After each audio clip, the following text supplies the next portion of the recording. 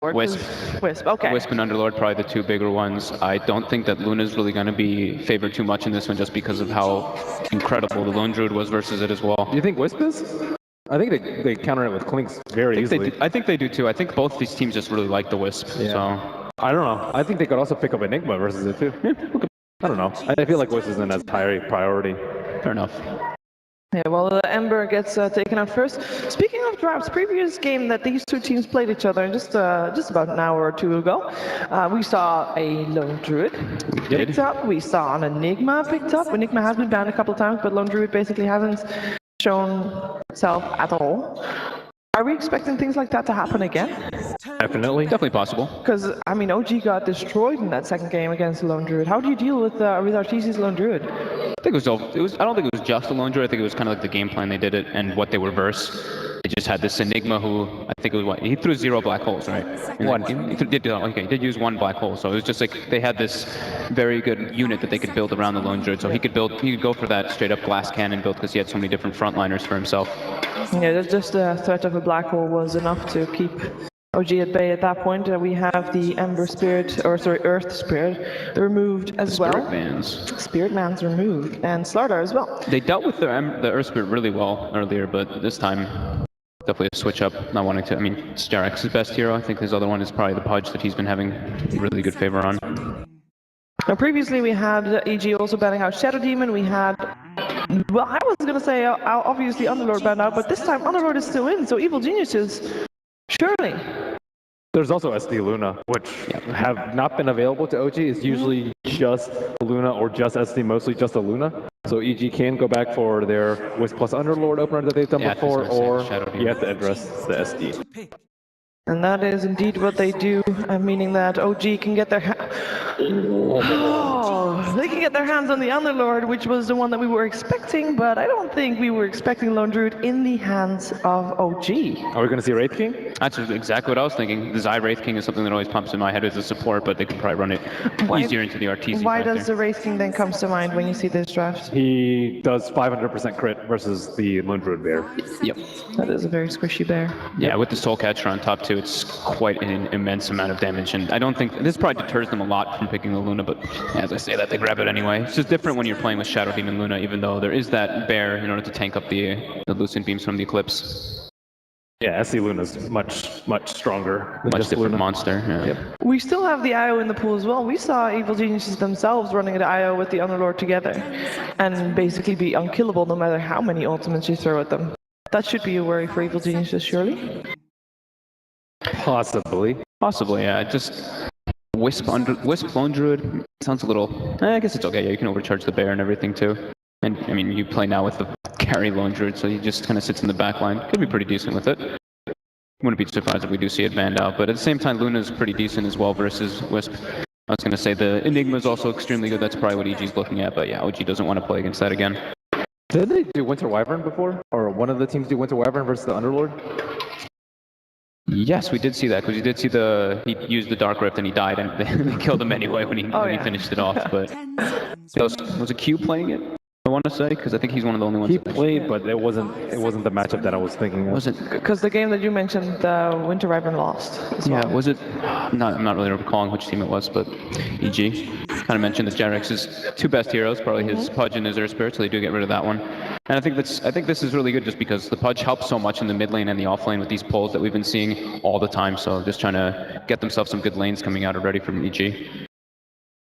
10 seconds remaining. Alright, OG, they have targeted 2 bans already to Universe, perhaps 3 if you could count the Slardar there as well. Any other heroes that you would be worried for Universe to do well against? Possibly a Lone Druid on the Timber, I think. Yeah, Timber. Very good versus Underlord. And good versus Lone Druid. Yeah. Oh, they go for Zamil Sniper instead. Now, knowing that you're most likely going to face a sniper or not likely a sniper, what am I saying? It's been a long day, guys. So, how do you prepare for that mid lane that we talked about earlier?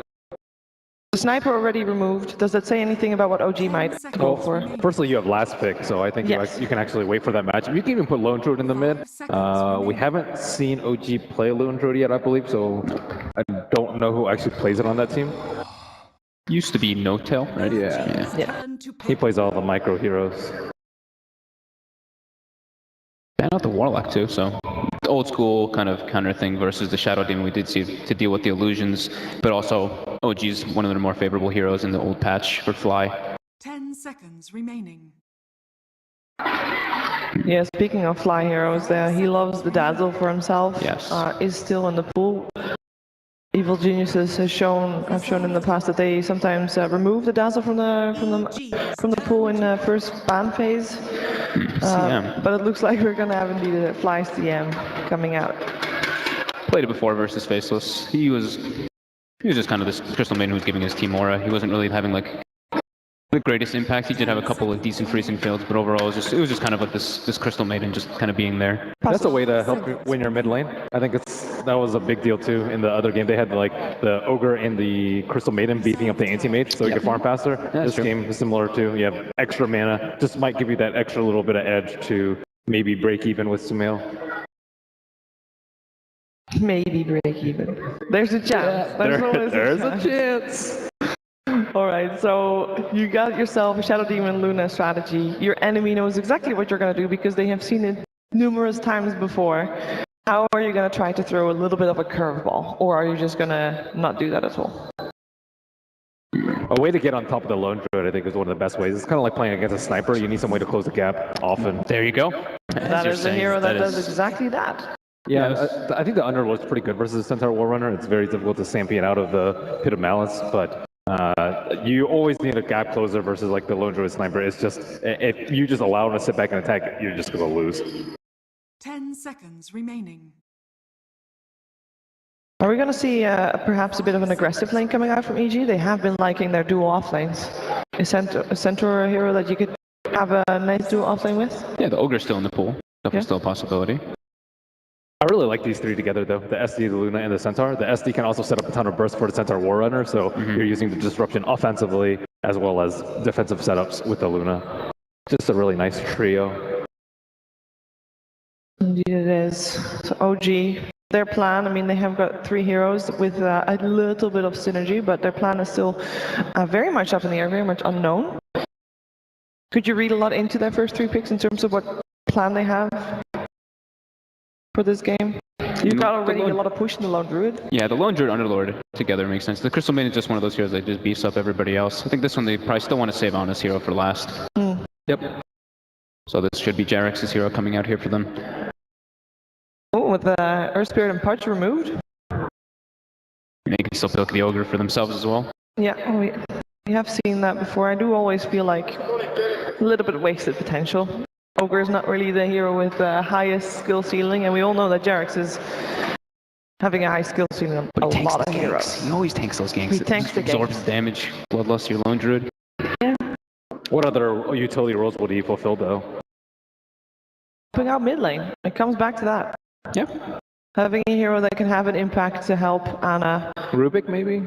I guess is pretty stable versus the Shadow Demon, helps out the mid lane. I can't really think of that many playmaking 4s that are particularly good here. Like Lion is like you can stampede away from the Hex. It's like it's not a great hero, although you can get rid of illusions. So Rubik's I think the most stable one. Yeah, great spells to steal, help the lanes out, just have an impact in team fights. OG agrees with you as Marana gets picked up by Evil Geniuses. No hesitation there.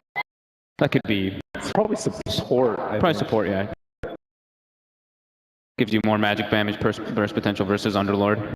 So leaving they're mostly magical except for the Lunar Blessing. 10 seconds. Yeah, I like that. remaining.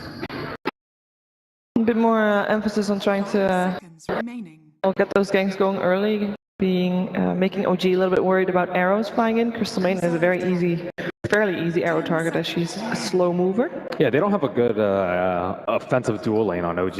Like, Underlord doesn't really have a good partner. You don't want to park your Rubik up there, and CM's most likely jungling. So I think with the SD Miranda, they can actually kill the Underlord a lot. Remove the Tinker from earlier. Left a bad taste in their mouth. I've seen OD actually work pretty well versus Lone Druid. You can just Astral the Bear, and then just kind of run at the Lone Druid. But Yeah, his int is pretty low as well on Lone Druid, so that could definitely be a possibility for EG. Gives him more setup as well. Reserve tower. And it is a mid laner that doesn't normally lose his lane. Doesn't lose his lane, pure damage through the atrophy aura. I like the OD. Gives him even more team fight. They already have quite a bit of team fight. If you compare the two team fights, is it that much EG favored? Am I missing? Pretty even. It's kind of even. It's a little bit EG favored, probably. Yeah. It's going to be a scary one for OG in that regard, but perhaps their mid laner can fix that a bit, knowing that they like to team fight, and Evil Geniuses does too, so you need to be ready for that. I think OG actually have stronger team fight. You have like atrophy aura, null field, and then they have a natural mech carrier and the Underlord too. I think like they just have so much mitigation and heal that EG doesn't have enough burst to deal with it at the moment. Queen of Pain last. Oh, they ban out OD themselves and go for the Kunkka, and that... More team fight. Ways to get into the back line, you get the movement speed. Nice. You like it. That means Mirana is Masumeo's hero? More than likely. Kunkka, you can just run at him. It's great. Centaur plus Kunkka. Ooh, Alchemist. This is a hero we haven't seen at all. Ooh. That's how they beat them in Boston. That is how they beat them in Boston, but this is a very different Alchemist than Boston. And versus a Shadow Demon who can get copies of the Alchemist as well. Risky, but it is a lane that Ana can win his lane with. Yeah. He's gonna get some help as well. I'm liking EG. Still definitely liking EG, even though they're versus this gross Underlord hero. They just have a lot of magic damage burst potential. They're lacking a little bit in the physical, but Luna always helps you amplify with that, and they have so many different aspects of team fight. Moonlight Shadow with Kunkka Boat, Stampede, so many different ways to get into the back line. I feel like the supports on the side of EG match up better than the OG supports, which kind of fall off at one point, the CM and the Rubik compared to a Shadow Demon Kunkka, in my opinion. I like OGs a lot. I think it's going to be pretty hard to invade the Alchemist jungle with their lineup. I think that like the Pit Lord just being around that area, it's going to be very difficult to stop this farm, I think, unless Sumail gets crazy. So you've got yourself a split panel there. Good stuff. Guys, it is 50-50 here. Let's hear what our commentators have to say about this first game of our grand finals. It is over to OD Pixel and Gods. Thank you very much, Shiva. Indeed, we're here getting ready for Game 1 of the Best of 5 Grand Finals. OG up against Evil Geniuses. I'm OD Pixel. I'm here with Gods, and already it's starting to kick off. Look at these drafts, Gods. It's crazy. We've had this whole entire tournament, and yet still now at the later stages, we're seeing different heroes. We are. We get a bit of the same, you know, your SD Lunas. Alk isn't really the same considering that the new patch, it's been completely forgotten, but the Lone Druid suddenly coming out just today. We've got the Alchemist making a late appearance, and EG getting aggressive. Here they do hit the combo straight away onto the Rubik. Jerax is down, and Zai picks up first blood. A little unfortunate there, really. I mean, he did see the movement earlier, Jerax. He managed to spot them as they came down, but he stuck around, ends up paying with it.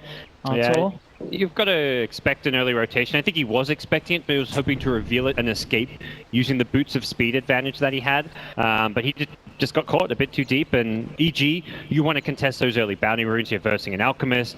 You've got SD Luna Kunkka. You've got a great kind of combo with the Mirana arrow as well to follow the disruption. You're looking to stop those bounty runes being claimed, and they'll get 3 of the 4 bounty runes due to this. Absolutely, there we have it, No-Tail. Snagging 1. Crit will be able to take the 1 here from the Radiant side of the map on his way over. Looks like, yeah, S4 wanting to prioritize the block on this lane rather than looking to secure the rune. And also understandably worried about EG's movement here as this 3-man, as we've already seen the devastating effects it can have. Oh, No-Tail stole one with his Spirit Barrel. I was looking, it's like, wait, how did they get... Yeah, okay, no, I see what you mean. Nice little play. So they actually end up splitting the bounty runes. So the lanes as it goes at the moment, Jerax is going to be looking to try and make this this mid pull happen with the Ancients, but Crit, he knows his tricks, he's over there. Jerax is going to throw Crit in range, but the stun kind of stops the Ancients from punching in. At the least it'll be enough to scare Crit away. Yeah, he missed actually plopping him into the Ancients. They didn't draw aggro. So Crit just, trying to stop this, knowing that it is it's one of those things where it's like, how do you beat Sumail? You take away his farm, you take away his XP, do everything you can to try and secure this mid lane.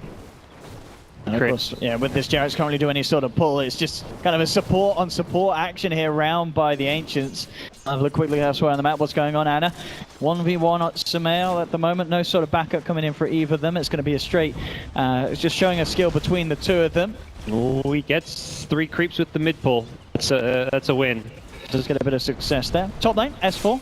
getting the side pull as well. Zai trying to do his best to zone him out, give Arteezy the space that he needs. Yeah, not zoning an Underlord with a melee support. Yeah. When your Shadow Demon's off contesting, that's the thing. Even though Jarex doesn't get that Ancient pull right away because the SD's there, the result of this is the offlaner S4 getting more out of the lane. So overall, it's still useful for Jarex to stay here. And it's actually, I think, EG recognizing, oh wait, this Underlord's getting too much, let's come and zone him.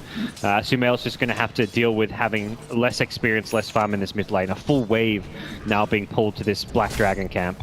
And down on the bottom lane, Universe, at the moment 1v1 with No Tail. How do you expect this lane to go? Universe is going to do pretty well. I mean, already he's picking up CS in this matchup. He does okay. It gets harder as the Spirit Bait. Once level 5, the Entangles come in, the lane gets a lot harder.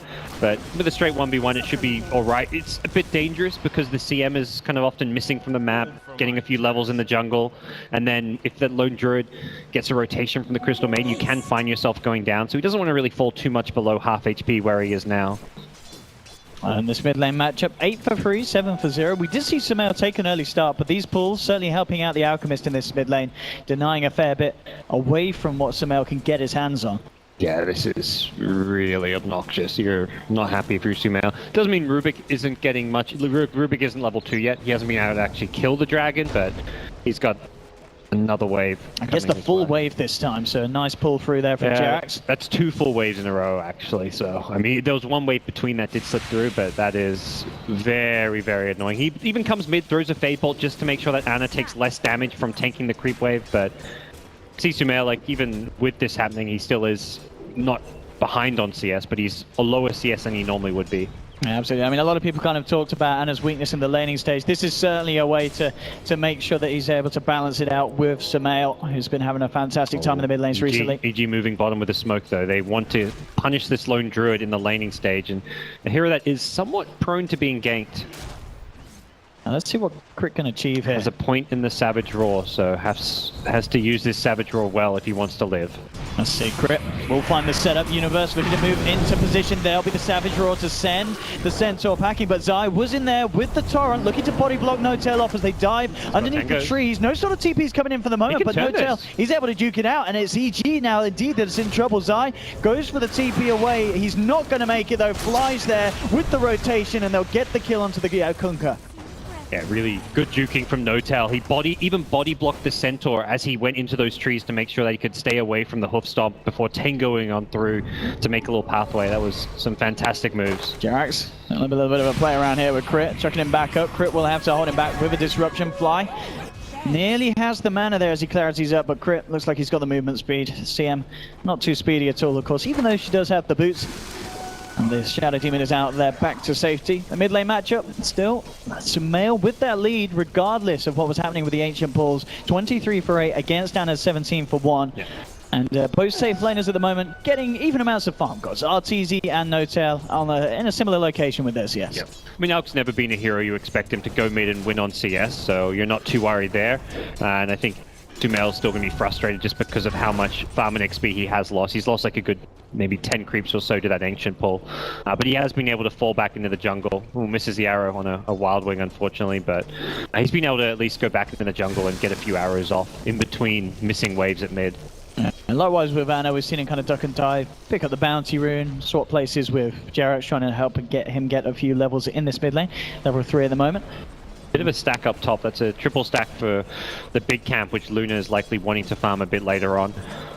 Something that S4 is thinking, I've got 3 points in Firestorm. Can I contest this? Crip has the setup onto S4. He is a big, tanky old brute.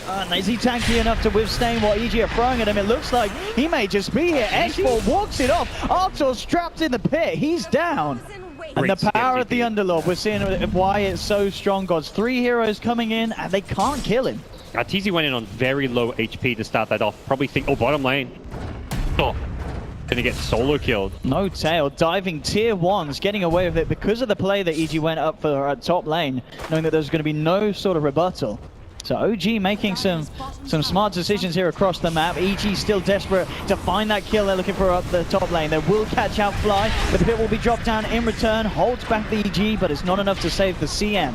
So this time EG do get the kill with that movement. Yeah, it's a Moonlight Shadow, a long 140-second cooldown being used, perhaps thinking that EG were going to see like more heroes rotate top and some issues come up, but now Moonlight Shadow, EG may be a bit more limited in the kind of rotations they can make towards some of their other lanes with the supports. Arrow will go flying, not going to hit anything at bottom lane, but No-Tells, yeah, he's looking to be in a very good position now with that kill.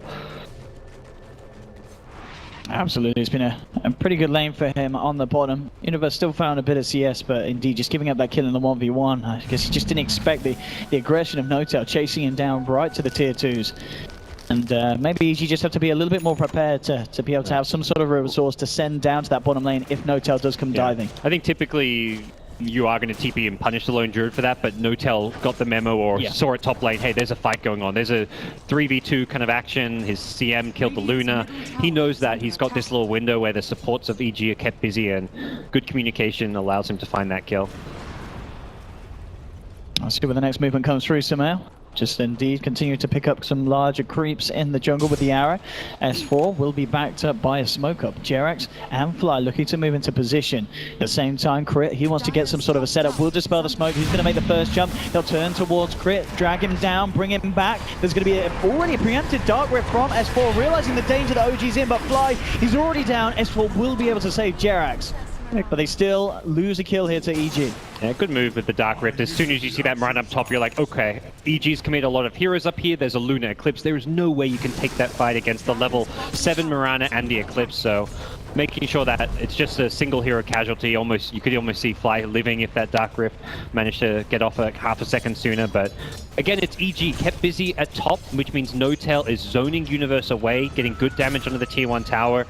All in all, OG very happy with this early game. Absolutely, one more bit of a push and No-Tell should be able to finish this bottom tier 1 off. Yep. Alchemist has also been left alone. He got the armlet at 7 minutes in, which is a pretty normal, decent timing. He's got his jungle to farm. He's got the bounty runes. He's being very effective on this hero. Does lose a bounty rune. He TP'd to his shrine, I think, expecting the top bounty rune, but S4 had already taken that one, so not the end of the world, but one of those things you need to communicate with your Alchemist if he's going to want those bounties. Bottom lane, the tower did go down. Zai did manage to find the deny, but immediately No-Tell, after getting the objective half done down on the bottom lane, moves up towards the top lane. That's fine. I mean, it will slow down your item timings a little bit, not getting the tower last hit, but he makes the right move. You take that tower and you immediately get out of there. There's a big stack waiting for you up top, as well as another tier 1 tower to take. You can't solo push a tier 2 bottom tower, but what you can do is swing top, join up with your team, and take this tower, perhaps trading for EG, getting a tier 1, but as a lone druid, you just want to get that Maelstrom up as soon as possible. Yeah, we had Zai there in the Radiant jungle with eyes onto Ana. There was a bit of backup moving across, but of course this ward from OG spotted all the movement from Sumail and Crit coming through, so they knew to keep Ana back. Yeah, you really need control of that big Radiant jungle at the bottom if you want to be farming that Radiance at a big time for an Alchemist. So EG knowing this, they get in, they get down an aggressive ward. They're also pushing this bottom tier 1 tower, which helps them take control of the Radiant jungle. So Ana's going to have to get a bit more creative with where he farms. Maybe just slow down his farm rate and just farm on this left side where he is now. There's Ancients there, there's the Bounty Rune, and there are a couple of camps. So he's probably just going to see a slower farm rate now that he's lost control of his jungle. Yeah, so it looks like, as well as you were kind of mentioning with Ana's farm, Armlet, Radiance, and then the kind of the Manta, Octarine, Boots of Travel. You don't think we're going to see any sort of item that indicates he wants to get involved earlier? Probably not. Sometimes you see the fast Blink Dagger pick up. Nice mid lane, yeah, Sumail getting a solo kill. Got a good connection with the arrow, and Jerax couldn't react quite in time. Now going to use the Stampede, and it looks like they were trying to get into position maybe to have a bit of a go on to Ana. But Ana's already out of there. Still 4 for 3 at the moment. EG with the leading kills. The farm's good for the Alchemist. And of course, No-Tell continuing to get a lot of space. Ever since he moved up to this top lane, we're yet to really see EG look to do anything to push him back out of it. Yep. He's having a great game. And you kind of talked about the Alchemist and his build. He's still top of the net worth, but he's not getting that ridiculously good Radiance timing. That 12-13 minute Radiance is kind of like the ideal timing in a good game, but even a 15-16 minute one is going to be fine. The big thing is not getting slowed down by dying. So he's just taking the slow, steady farm. His team is leaving him this safe bounty rune up top, and No-Tell's creating space by pressuring lanes. This is the big thing. The other 4 heroes need to create space. EG tried for a wraparound there with a Moonlight Shadow, but a good scan from the Radiant did read their location. So immediately OG move out to the west side. EG's playing very good defensive Dota. EG's making the right aggressive moves there, pressuring the bottom lane. They've taken over the Radiant jungle, 2 aggressive wards, but they just haven't been able... It's really just OG reading them. Like, they've used the scannons there, they're just reacting very well defensively, and EG really want kills right now. They don't want to let OG get to this timing where they're going to have a Radiance on Ana and a Lone Druid pushing down all their towers. Again, tower trading going on. The pressure's on from OG in the mid lane, but at the same time, Artur's down there with Crit Solutions doing a heavy amount of damage to the tier 2. A Dark Rift will come through. Going to be the team of OG looking to hold on to that tier 2 on the bottom lane. Didn't quite finish off the tier 1 mid, but very, very low indeed. One more push should be able to get the job done there.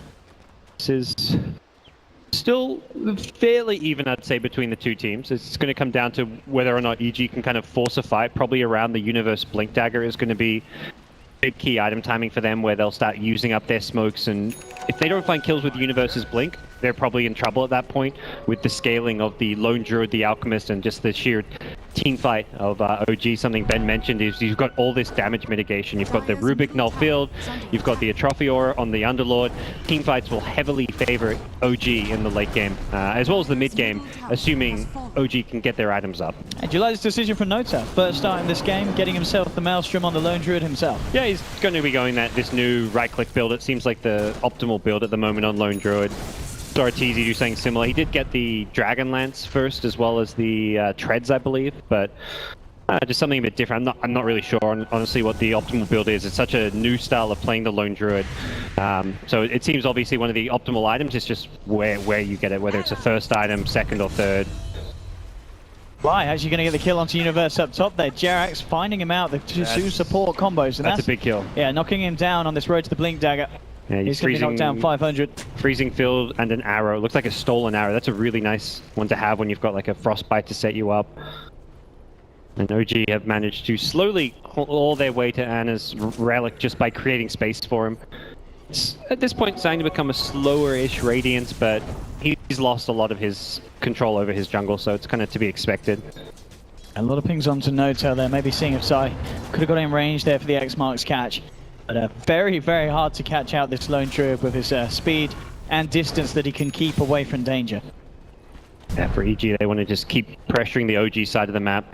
I'd love to get control of their secret shop as well, but until they take a tier 1 mid-tower, for example, I feel like that's just going to be too tricky for them. So trying to get another tower down at bottom, but risky thing to continue doing. If OG want to group up, they may consider defending soon. That Radiance is very close.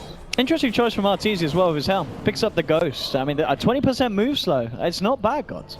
It's not bad. I haven't seen him usually go for this one. Maybe he's going to wait till he finds something better, like if he finds an Alpha Wolf, go for that option. But it's, yeah, definitely not the neutral I expect him to be latching onto. Top lane. Zai. Looks like he's going to check out the high ground. He's going to drop down a ward. Looks like he is, yeah. Get a bit of vision over this side of the map from OG. Top lane, and talking about OG Fly, Jerax, and S4. They saw Zai, so they know he's in the neighborhood. They just know this Centaur's trying to farm a Blink. He's 1 CS away. Oh, is he going to get picked off again? Universe. Really, if they could find it, but it looks like Universe should be safe. In fact, yeah, he's just going to, by the looks of it, just wait it out. Yeah, like no point risking it when you're this close. Or will he? Okay, he combos the wave. Yeah. I think you know if you're OG, like that's what he's doing there. Well, they're going to try and move in. Stampede will be used. They'll be able to hold back Zai. I think OG want to get out here. They may just Dark Rift away. Oh no, they're rotating in instead. They're going to try and fight. And no teleport in as well. They'll look towards Zai, but the Maelstrom doing huge amounts of burst damage. They're bringing down the Admiral. Bunkers out. Smell with the Invis rune. Wonder if he can get into position, but with one man down, looks like EG deciding to just back away from this fight. And OG with this push, we'll see how much they can get done to the tier 2. They are actually going to use the Moonlight. They want to try and do something big here, perhaps with Universe's Blink, and indeed jumps in onto No-Tail. The follow damage isn't quite there. There'll be a disruption, but immediately S4 going for the Dark Rift out. Can they keep No-Tail alive? No, they can't. No-Tail's going to fall. The rest of OG will escape. But EG, they get that big old kill, taking down the Lone Druid. He's been having a pretty clean game so far. Yeah, good kill to get. They need to be killing the OG core, something they just haven't been able to do for the Alchemist or the Lone Druid the entire game. Both of those two players have been deathless despite a lot of aggressive EG maneuvers and rotations. So, First kill they get on the Lone Druid, it's still, I think there's still a lot of concerns in EG's heads right now about, okay, this Alchemist has been untouched, he's got his Radiant Armlet, he's been picking up bounty runes. You're very worried about his item timings causing you issues here, and Lone Druid has been having a very good impact, pushing towers, creating space. The one death alone is not going to really cripple him at all. His items are on par with both Mirana's and Luna's, really. I mean, 16 minutes in, we're seeing it 5 for 5 on the board. Is any kind of team on the timer here? Is it just, you know, the fact that OG have this out-clone Druid is terrifying for EG, or can a Luna withstand to it once she gets to the late game? I think Luna's going to struggle. I mean, EG have some decent team fight if they can get like farm on like the center as well, for example, get him up to an Aghanim Scepter. Their late game is still potent, Shadow Demon, Disruption Illusion, so the more farm on OG is, the stronger those illusions will be if Crit's making those Alch illusions in a fight. But it does feel like EG haven't done quite enough. They haven't found opportunities to use the Eclipse. They haven't found those big team fights. And OG have been playing kind of 4v5-ish. It's these four-man pushes while Alch farms. We haven't seen Ana get involved in one bit whatsoever, but he is just so comfortable in this Alchemist. He knows, and his team knows, that if he gets the space to farm, he will have that big impact later on in this game. Oh, again, Radiant kind of hitting the jackpot there with the Sian. They know that EG's there. They want to fight around their wards. They're hoping that EG move into their jungle, since that's a move EG have been making time and time again. They want to invade the Radiant jungle, get wards down, play aggressive, but with EG having lost their vision in this area of the map, it gets more dangerous to do so. So they'll do so under the cover of smoke. Now they may get a good jump. It is just the three of them. Good positioning from OG though. Yeah, OG realizing that something's up, and after their smoke themselves wore out, they back away. EG have got Crit and Arteezy moving over to join them. It's going to be a potential full 5-on-5. Jarek moves forward. He's going to be the first to be jumped on. Immediate elimination of the Rubik. Zai looking to set up for more. Gets the X mark. Both can be through as well. A good pit from S4 holds them back. The Fear as well is kind of splits Sumail away from the rest of the team, but Fly to fall. EG coming out on top so far. Ana revving up the concoction, but already EG's out of there with the Moonlight and the Stampede. They give themselves the 2 clean kills and make sure that there's no way that OG can punish them for it. Yeah, Ana queued the stun free TP. There was, I think, a moment of hesitation with EG there. I was watching Ana like, okay, is he going to boot to travel in for this fight? Because it was a fight OG could have potentially won, but Ana waited maybe a second or two before deciding to come. Or perhaps the team said they were just going to back off and just lose a support and keep on farming. I think OG are just fine if they lose a Rubik and continue to farm, which is close to the end result. They lost to CM as well. The biggest deal for them. They're still farming at a very good rate on both Alchemist and Lone Druid, but EG getting more map control. They get another deep ward in this Radiant jungle, which is key for them strategically, and they put themselves in position to try and take a tower up top with Arteezy. Talking about Arteezy as well, the net worth of him and Sumail looking very impressive indeed. A clear 1,000 or so ahead of No-Tail's Lone Druid. So they're going to be very happy with the progression that they've got. Arteezy, Dragon Lance, Yasha, Helm in the bank. Sumail very close to having that Blink Dagger on top of the Aghanims at this 19-minute mark. Yeah. Yeah, I think if you're EG, you're kind of happy with how Luna and Mirana are doing at this stage. And you're going to be making your next moves around perhaps one more item, like get a Manta Style on Luna, the Blink Dagger on Sumail, and you've got a lot of damage output between these two.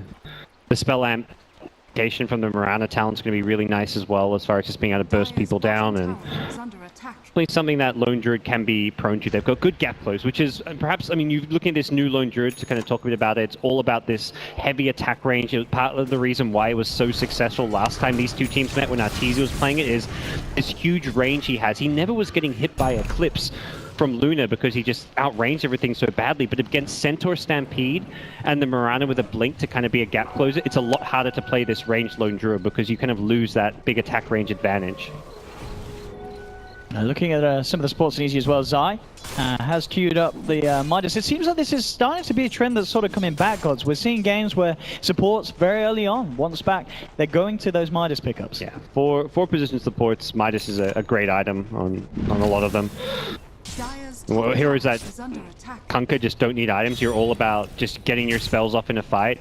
There's no big game-changing items. You've got the utility items, the initiation from the Centaur, so you're happy to go for that Midas pick. Top lane, looking for the setup, crit, demonic purge into the disruption. Zai won't quite get out the initial torrent. An eclipse coming through as well from Arteezy, but it's not quite enough damage. That will be enough though. As they bring him back into the boat, they take down one. Anna will find the Shadow Demon in return. EG, and they're going to stick around for this. They have the Moonlight Shadow though. Anna, a bit too big for them to tackle at the moment with the Radiance Burn, chasing them down. Arteezy falling low, but a good stomp from the Universe. The Stampede as well. Arteezy survives. Turnaround takes one, finally gets taken down. Jerax comes in with a Fade Bolt, and with the help of Fly, they've beaten down a third. Zai gonna catch out anything else. He's gonna have another torrent. Looks for the setup onto Fly, brings him back into the reaches of Universe, and they'll cut down a third. Great ending there. 3 for 3 between the two teams. Losing both their big players in Sumail and Arteezy though, so OG slight winners of that one. Gold-wise, they do lose, but it's gold going to the Kunkka, the Centaur, and Lone Druid surviving, so I feel like it's slightly OG favored. It was also a fight fought well on EG's side, so we're not going to see any EG objectives to follow it up. But it's almost like an even fight to kind of talk about that one, but very good plays from Jerax's Rubik. Stole a hoof stomp in the end, was blinking, or not blinking, and he just moved in aggressively, got off a nice hoof stomp, and on EG's side, they did a really good job to burst down Anna when they did. Otherwise, that next stun that he was about to throw was going to cause all kinds of problems. Big for Jerax that he survived, got a bit of gold from that, very close to that blink himself. 200 gold, and he's going to have that in play, and as you already mentioned, a lot of nice spells that he can look to take away and combo with that blink. See what the next plays are going to be. Anna's going to try farm with that Octarine. Just needs a bit more HP, survivability. If he had even just a bit more HP there, it would have been a very different fight. I mean, it's a decent game for Acceptors to be pulled. Looking at Rubik and the supports, mostly Rubik, Crystal Maiden, their ulti upgrades. The Lone Druid one is not that scary because the bear isn't getting items. So pulling a Lone Druid and Ags is more just a stats thing at this point. But still going to be interesting to see how things scale past the point where Alchemist is 6 slot. That's really OG's timing. Get Alk his 6 slottedness, and then beyond that they're not going to get a whole lot scarier because the Alk does kind of cap out very, very early on.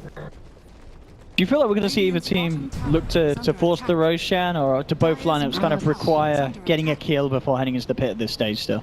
OG could if EG are playing too defensively, but I don't think that's something EG want to do. They want to fight with their ultis and try and put some pressure onto the OG side, but OG can get to a point where they get the ALK 6 slotted and EG have lost map vision and control. That's where they'll take a Roche. Yeah, Sumail jumping in does instantly get rooted, but that allows Arteezy and Sumail to turn around and get themselves a nice bit of a cash bonus as they bring down the bear. 300 gold in the back. Illusion's coming through, looking to bring the tier 2 down. Won't quite make it as OG are able to hold on and will actually be able to deny the tower. Take away a little bit of the gold from EG, but EG already moving over to the mid lane, looking for another objective. Anna not going to get close enough to be caught out. Still 24 minutes coming up. 8 to 10. Both teams, I mean, as you mentioned, OG definitely had some kind of favorable highlights in the laning stage, but still overall just that Sumail and Arteezy keeping themselves in a very good place and not being knocked down by any of the movements. They're consistently farming. This is the kind of like gold lead in an Alchemist game that you need to kind of be saying, okay, our Alchemist strats work. We've got a 5k overall gold lead. Our Alchemist is 7k net worth ahead of the enemy cores. If you're not in this position, you're losing as Alchemist. If you're like 1 or 2k gold ahead, it's not really good enough. So it looks like on paper, OG's doing a bit better. They've got this 20k net worth Alchemist, but realistically, that's the Alchemist strat working. But EG side of things, like they're kind of in range where they can still chip away at this lead, and one big fight is all they're going to need to turn it around and actually be ahead. And whoever wins this first big team fight coming up is going to be the team who has a lot greater control over this match.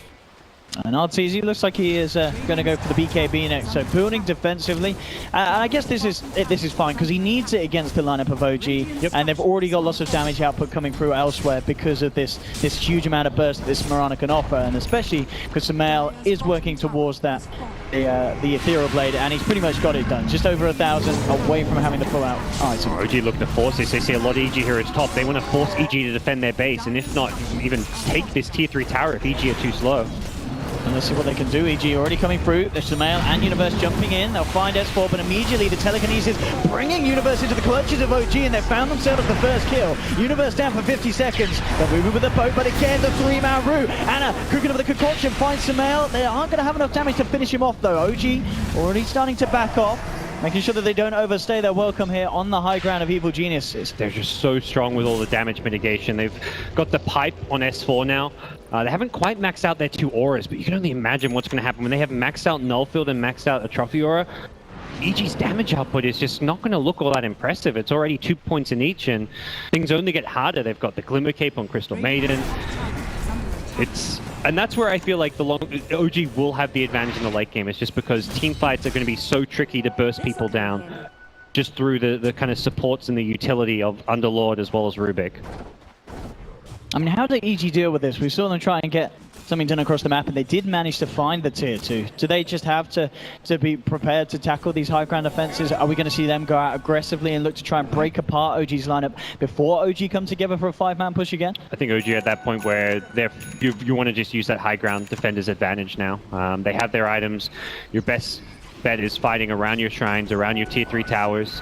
Find that key disruption, or maybe even just disrupting your Luna illusions and sending them out, but tackling a 5v5 on like even terrain is going to be tough. Well, they've found Anna. They are going to go in. OG do have backup. Jax is there to hold RTZ back for the time being. Anna, he's A-okay. The root's onto 2. The concoction to follow up again. There's a Stampede trying to get Crit out back to safety, but S4, Jax, Anna, and Fly turn up, and they cut down the Shadow Demon. We're seeing there, as you said, you know, maybe it's best for EG to hold back, because they come out, they poke at OG. OG immediately turn around and stab them. EG just...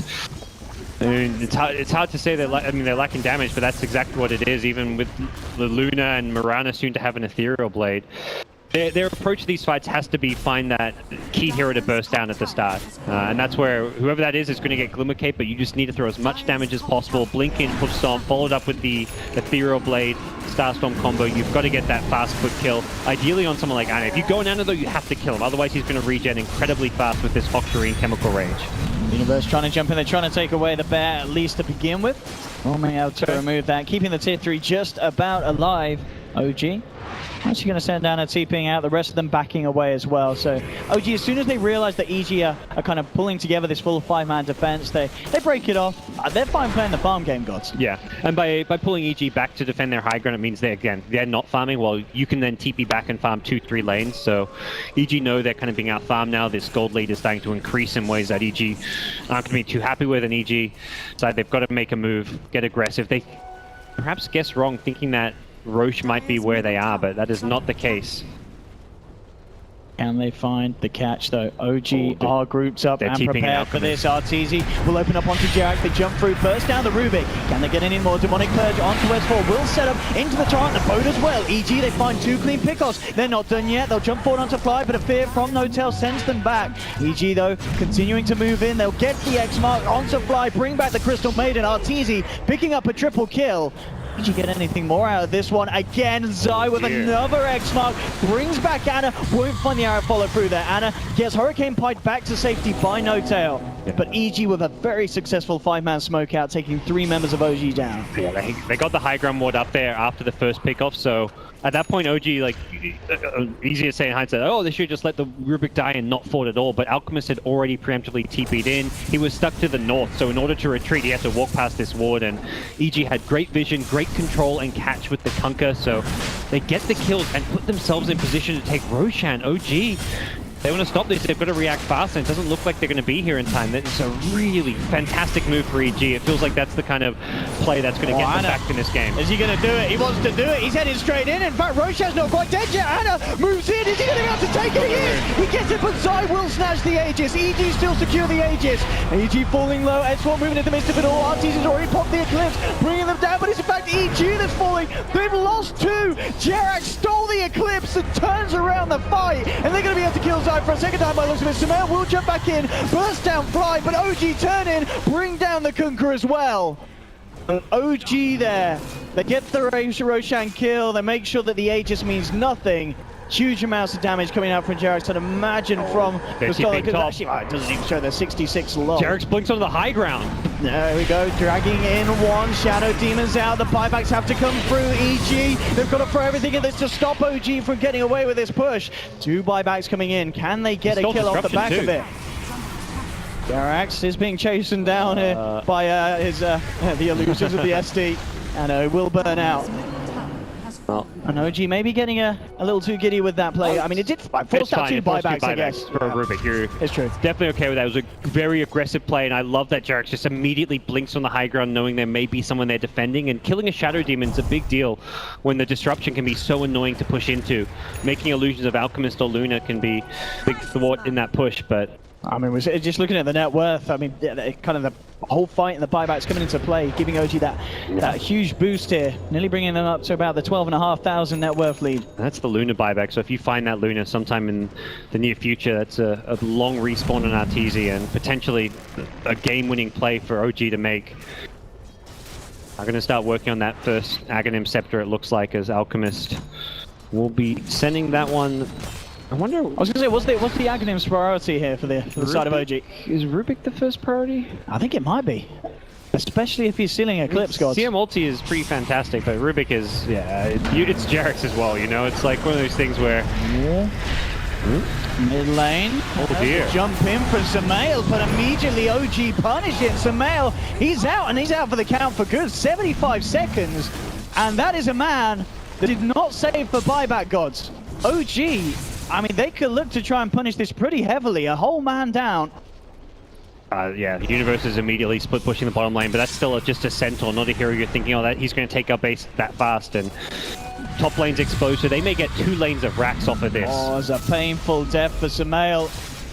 OG can get away with this push. Can EG hold with the 4 of them? Universe will jump in. It's a good torrent combo. Jarek, though, immediately on the backlines with the stolen boat. Jumps it out here.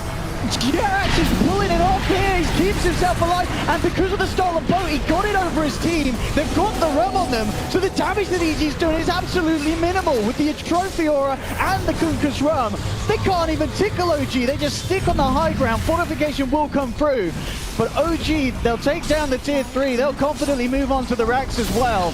Doing huge amounts of structural damage to EG. Universe comes in desperately trying to slow it up, but look at No Tail with the Scardy, the damage the Lodra is doing. That's going to be Universe out. Arteezy to fall as well. Neither of them with buyback, of course, as Arteezy is still on cooldown. And Jax, he's just starting around, walks in with the Who Stomp into Shadow Demon. It is GG, it certainly is. OG taking game 1. Very, very flashy as well. And it's really nasty to point at a certain bit, but that Samael death hurt them so much, gods. It did. The game was definitely going kind of downhill for EG at that point already, and I think you could really see it